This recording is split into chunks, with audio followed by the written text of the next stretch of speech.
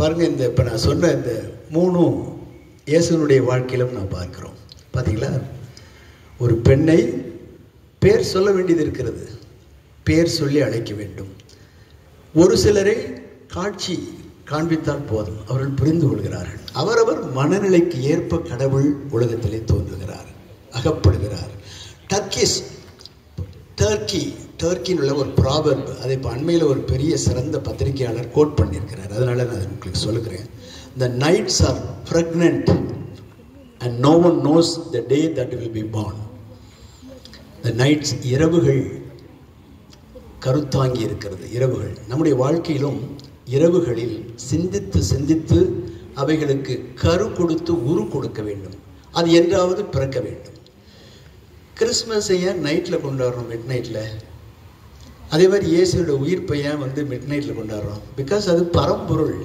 எப்படி ஒரு கடவுள் மனிதனாக பிறக்க முடியும் என்பது நமக்கு தெரியாது. எனவே தான் அந்த மிட் நைட் 12 மணிக்கு சுதந்திரம் வாங்கினோம். அது ஜாதகம் கணித்தார்களா என்று எனக்கு தெரியவில்லை. ஜாதகம் தான் என்று நான் நினைக்கிறேன். மிட் நைட்டில் சுதந்திரம் வாங்கினோம், செங்கோல் கொடுத்து ஆட்சி மாற்றம் ஏற்பட்டதல்லவா? ஆனால் நமது சமய பிரகாரம் நமக்கு அது புரியல. எப்படி ஒரு கடவுள் கண்ணியினுடைய உதரத்தில் கடவுள் மனிதன் இரண்டையும் சேர்த்து பிறக்க முடியும் என்று புரியாததை காட்டுவதற்காகத்தான் இரவிலே கொண்டாடுகிறோம். அது மறைபொருள். மறை என்றால் அடைத்துக்கொள். மறை, வேஷ்டிக்கு பேரே ஒரு மறை தான். மறை, துணி, அதெல்லாம் மறை. எனவே இந்த 2 இரவுகளிலும் தான் நாம் உலகத்தை மற்றவர்களுக்கு தொந்தரவு கொடுக்க வேண்டும் என்று திருச்சபை போதிக்கிறது. இந்த பிறந்த நாளையும் அந்த நியூ இயர் வந்தது ஒரு 40 வருடங்களுக்கு முன்னால் தான். அது அப்படி கொண்டாடுவதெல்லாம் எனக்கெல்லாம் உடன்பாடு இல்லை. புரியாத ஒரு புதிரை நாம் கொண்டாடுவதற்கு இரவில் கண்விழிக்கலாம் என்று இருக்கிறது. இந்த டர்க்கிஷ் ப்ராவெர்ப் சொன்னேன்.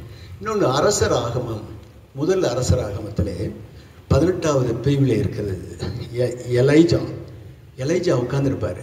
அந்த பையன் தான் உங்கள் மாதிரி அந்த பையன் அவருக்கு உதவி செய்கிறான். அவனை போய் மலையில் ஏறி போய் மேகம் வருதான்னு பார்த்துட்டு வர சொல்வார் எலைஜா. நீங்கள் அவர் பைபிள் இருந்தால் எடுத்து வாசிச்சு பாருங்கள். நான் குடில் வந்திருக்கிறப்போ கீதையில் சொன்னதையும் எடுத்து நீங்கள் வாசிச்சு பார்க்கலாம். அந்த பையன் 7 முறையும் சலிக்காமல் ஏறி போயிட்டு வருவான். 7 முறையும். அவன் ஒவ்வொரு முறையும் போகும்போது எலைஜா என்ன செய்வார் தெரியுமா? தன்னுடைய முகத்தை தன் மடியிலே பதித்து ஜெபித்து கொண்டிருப்பார். சைன்ஸ் ஆஃப் த டைம், ஏதாவது ஒரு அடையாளம் காட்டு, என்னுடைய மக்களை மீட்க வேண்டும் என்று அந்த பையனும் சலிக்காமல் சென்று கொண்டிருப்பான். அந்த பையனும் இப்போ அந்த பையன் யாரு? நீங்கள். அந்த முதியவர் எலைஜா யாரு? அதுவும் நீங்கள் தான். நானும் அந்த பையன் தான், நானும் அந்த எலைஜா தான். புரியுதா உங்களுக்கு? காலத்தின் அறிகுறிகளை பார்ப்பதற்கு போய் பார்த்துட்டு வரணும். ஏறி பார்க்கணும். ஸ்கேன் த ஹொரைசான். ஸ்கேனிங் பண்ணுறோம்ல உடம்புல, ஸ்கேன் த ஹொரைசான். அந்த பையன் சலிக்காமல் செய்கிறான். இளைஞர்கள் அதை செய்ய வேண்டும். எப்படி சூழ்நிலைகள் இருக்கிறது என்று விழித்திருந்து நீங்கள் அதை பார்க்க வேண்டும். மாணிக்க வாசகர் சொல்றாரு பாருங்க, நான் யார் என் உளமார். மக்களுக்கு முக்கியத்துவம் கொடுக்கிறார் மாணிக்க வாசகர். நான் யார் என் உளமார்னா என்ன? உள்ளமே நீங்கள் தான் அப்படின்னு மக்களுக்கு. அதே தான் இயேசுவும் சொல்லுவார். மக்கள் என்னை யார் என்று சொல்லுகிறார்கள். பார்த்தீங்களா ஒற்றுமையை? பார்த்தீங்களா? நான் யார் என் உளமார். இயேசு நற்செய்தியில் என்ன சொல்றாரு? மக்கள் என்னை யார் என்று சொல்லுகிறார்கள் என்று சொல்லுகிறார். எனவே நான் அதிகமாக பேசி உங்கள் நேரத்தை எடுக்க விரும்பவில்லை.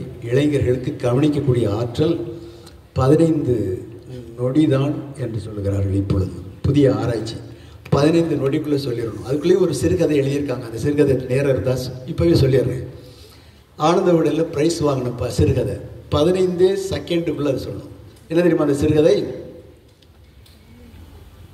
எனக்கு புத்திர வாரிசு இல்லாததால் என்னுடைய சொத்து அனைத்தும் என் ஒரே அண்ணன் மகனுக்கு இனாமாக நான் சாசனம் எழுதி கொடுத்து விடுகிறேன் என்று சொன்ன பிறகுதான் என்னுடைய அண்ணன் மகன் என் கழுத்தில் இருந்து கத்தியை எடுத்தான். அதான் அந்த கதை.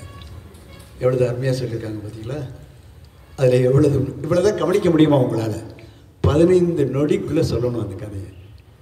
அவர்களெல்லாம் சிரிக்கிறார். வாத்தியார் தம்பி, வாத்தியார் பையன், பால்ராஜ் அண்ணன் பையன். எனக்கு புத்திர பாக்கியம் இல்லாததால் என்னுடைய சொத்து முழுவதும் என்னுடைய ஒரே அண்ணன் பையனுக்கு இனாமாக சாசனம் எழுதி கொடுத்து கொள்கிறேன் என்று சொல்லி எழுதி கையெழுத்து போட்ட பிறகுதான் என் அண்ணன் மகன் என் கழுத்திலிருந்து கத்தியை எடுத்தான். சிறுகதை. அதை விட உங்களுக்கு பாரதிதாசனுடைய வாக்கியத்தை சொல்லி முடிக்கின்றேன். பாரதிதாசன், நீங்கள் விமர்சன பார்வை கொண்டவர்களாக இருக்க வேண்டும். அந்த முறையில் சொல்கிறேன். முறிந்த உள்ளங்கள் ஏங்கும் கைகள் திரும்பி பாரப்பா. உலகத்தில் பாருங்க, முறிந்த உள்ளங்கள் ஏங்கும் கைகள் திரும்பி பாரப்பா. கெஞ்சுவதை விரும்பி கேளப்பா. கெஞ்சுவது எத்தனை பேர் கெஞ்சி கொண்டிருக்கிறார்கள், அதை விரும்பி கேளப்பா. கோவில்களிலே இருக்கின்ற கருஞ்சிலைகளோ வெண் சிலைகளோ கேட்டதா உன்னை காசு பணம், மனதில் மாசு தவிரப்பா என்று சொல்வார். அவர் கருஞ்சிலைகள் என்று தான் சொன்னார், நான் வெண் சிலைகள் என்றும் சேர்த்து கொண்டேன்.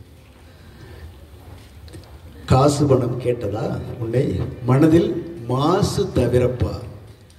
அதை நினைவுபடுத்தத்தான் இந்த மலர் மிசை ஏகிய இயேசுவை நாம் குழந்தையாக இங்கு கொண்டாடினோம். இந்த சொற்களோடு மீண்டும் ஒருமுறை உங்களை நான் வாழ்த்தி, உங்கள் தாளாளர் தந்தையையும் ஆசிரியர்களையும் அர்ப்பணிப்பு உணர்வோடு அவரோடு ஒத்துழைப்பதை பாராட்டி, இருபால் ஆசிரியர்களையும் பாராட்டி, நான் என்ன உங்களுக்கு செய்யலாம், பொங்கல் முடிஞ்சு ஒரு நாளைக்கு 10 பேருக்கு அங்கே சாப்பாடுனா கொடுக்குறேன், பையங்க நல்லா சாப்பிட்ற 10 பேர் நீங்கள் அனுப்புங்க ஒரு மாதத்துக்கு. பொங்கல் முடிஞ்சதுக்கு அப்புறம் அதுக்கு வேண்டிய ஏற்பாடு நான் செய்கிறேன். நீங்கள் சாப்பிட்றதுக்கு 7 பேர் வந்தாங்க, அவ்வளோ சஃபிஷியண்ட்டாக இல்லை, நீங்கள் சாப்பிடல. கேட்டேன்னா சாப்பாடு ஏன் கொஞ்சமாக இருக்குது அப்படின்னு கேட்டேன்னா, யாரையோ கேட்டேன் 7 பேர். அந்த 7 பேர் யார் நேற்று வந்தது, கை தூக்குங்க.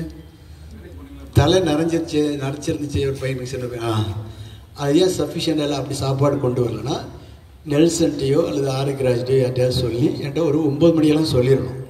சொல்லிட்டா அன்றைக்கி சாப்பாடு உங்களுக்கு அங்கே, சரியா? மத்தியானம் நீங்கள் பொட்டலத்தை எடுத்துகிட்டு வந்து இங்கே வந்து சாப்பிட்லாம். ஒரு மாதத்துக்கு 10 பேருக்கு. அதுக்கு மேலே என்ன, இந்த அவர் இருந்தாலும் இவர் 1000 பொன், அவர் இறந்தாலும் 1000 பொன், அவர் நினைச்சது அது நடக்கும். So wish you all the best. Thank you very much.